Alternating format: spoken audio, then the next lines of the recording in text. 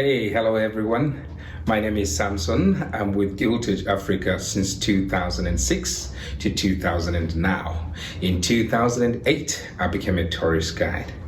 Well, I'm registered to guide in 9 provinces of South Africa, but today we're only going to focus on Robben Island. Well, Robben Island is about 30-minute ride from the waterfront and it's 13 kilometers in circumference. Well, it's 574 hectares, so it's a bigger island. There's some people that I know that have been to Alcatraz. They're surprised to see how big Robben Island is. It is one of the most popular tours to do today, going to Robben Island. Well, it is important that I tell you that it belongs to the government of South Africa, but there's only one building that's not owned by the government, but by the Anglican Church. I'm talking about the Church of the Good Shepherd, which was meant for the lepers. And the Irish people volunteered to look after all these people. It had no pews because the congregants wouldn't use them. Believe you me, today people do go to Robben Island for romantic reasons. In the Garrison Church, which was built in 1841, there's more than 10 weddings that are hosted there on each and every Valentine's Day. Of course, pre-arrangements has to be made with the Department of Home Affairs. There are 2 tours that will happen on Robben Island. One is the prison tour, but there's also the bus tour, where you are taken on a bus, driven around the island. They are very important places. One of them is the limestone quarry. During the times of Robben Island as a political prison, all the leaders of any political party that were kept in Section B will be sent to this limestone quarry where they will till the land all day, Monday to Friday, despite the weather conditions. Initially, the limestone was needed for building the roads on the island, and they were told that they're only doing it for 6 months, but eventually they did it for over 13 years. No proper attire, talking about sunglasses, talking about gloves and protective clothing, because it wasn't part of the uniform. Some of the prisoners that were sent there were very, very educated, including Nelson Mandela, Walter SISULU. They were lawyers, some were doctors, but also there were some who only had primary level education. They adopted the system in this limestone quarry of each one teach one. Eventually, many came out of there with university degrees, although studying on the island was only a privilege, not a right. Another interesting stop is at a jail that's called SOBUKWE House, where one man was kept in solitary confinement. Any form of communication with him was forbidden. This man is the only man that was considered to be a political prisoner on Robben Island. His name is MANGALISO SOBUKWE. Many people don't know him, but many people do know about the Sharpeville massacre. Many people know about the 21st of March, which is the Human Rights Day in South Africa.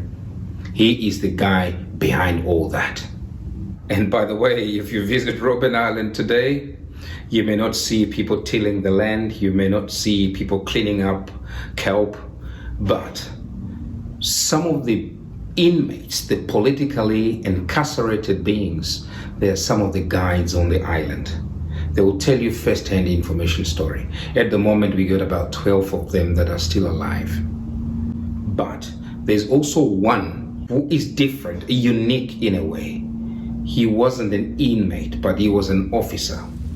I'm talking about CHRISTO brand. Went to Robben Island as a prison guard when he was only 19 years old.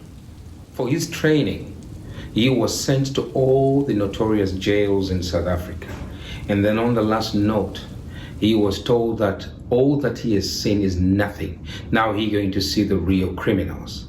But going there to the island around 1978, when Mandela and the other Rivonians had already spent 14 years, he was totally surprised that, well, these are really good men. He was taught respect by his parents, so as Mandela was. They easily clicked to an extent that he ended up allowing him to read his letters. and then which he would respond to in secret language. The most highlight is when Winnie Mandela, who was married to Nelson Mandela at the time, smuggled their granddaughter to the island, which was totally illegal because you only had to be 16 and above to visit the island. Instead of reporting her, he even went the extra mile to hand this grandchild to Nelson Mandela, who was only longing to catch a glimpse of them as they jumped back onto the vessel. Their friendship was bonded from there. Even the time when Nelson Mandela was transferred in 1982 to Portsmouth prison, which is on the mainland, and eventually in 1988 when he was transferred to Victor Verster, a jail that's between Paarl and French Hook, they were together. They were bonded for life. So purely because CHRISTO Brand was one of the dedicated prison wardens or guards to look after Nelson Mandela and his co-accused, and also his character, he is the Giltedge Africa's preferred guide on Robben Island. Today, Robben Island is not a jail, but a museum, a decision that was taken on the first reunion 1 year after South Africa became democratic. That was in 1995 when they gathered in the limestone quarry and they decided on converting Robben Island to a museum, a decision that came to pass a year after. In 1997, Robben Island opened its gates to the public, but in 1999, UNESCO promoted Robben Island to be a World Heritage Site. How about we end our tour with 5 interesting facts. Robben is a Dutch word for seal. There were lots of seals when the Dutch settled here in 1652. In the 1940s, during the times of World War II, Robben Island was a military base of choice. Remember also, when Robben Island was a political prison, there was no escape because there was a rule of shoot to kill. Also remember, Robben Island as a political prison was meant for non-white males, talking about black, talking about colored, talking about Indian. Food quality was segregated based on those 3 racial groups, with the blacks being the inferior. They wouldn't be allowed to eat bread. That only changed with the likes of people like HELEN SUZMAN. So, ladies and gentlemen, thank you very much and see you soon. Thank you.